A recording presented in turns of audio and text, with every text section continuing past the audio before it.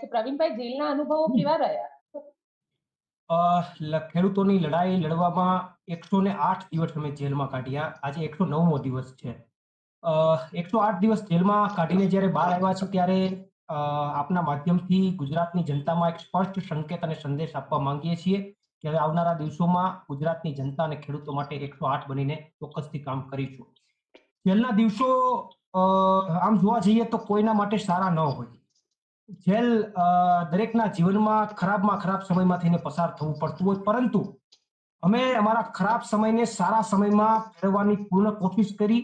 અમે એ સમય દરમિયાન જે સમય અમને મળ્યો એમની અંદર અમે વાંચન, કસરત, અન્ય પ્રવૃત્તિઓ કરી. આવનારા દિવસોના પ્લાનિંગ શું કરવા, ખેડૂતો માટેની લડાઈ શું લડવી, આ તમામ પ્લાનિંગો કરી અને અંદરથી મજબૂત થઈને આવ્યા છીએ, અંદરથી બહાદુર બનીને આવ્યા છીએ.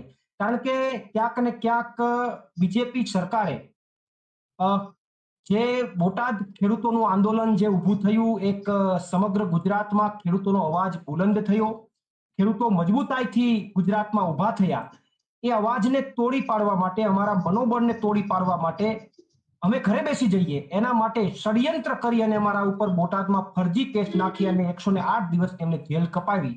ત્યારે બહાર આવીને હું સ્પષ્ટ સંકેત અને સંદેશ આપવા માંગુ છું કે પ્રવીણ રામ જેલની અંદરથી તૂટીને નહીં પણ તૈયાર થઈને આવ્યો છે.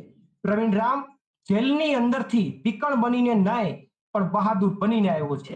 પ્રવીણ રામ જેલની અંદરથી ઉપાધિ લઈને નહીં પણ ઉર્જા લઈને આવ્યો છે. પ્રવીણ રામ જેલની અંદરથી કંઈ હારીને નહીં પણ ગુજરાતના ખેડૂતોને જીતાડીને આવ્યો છું. હું અંદર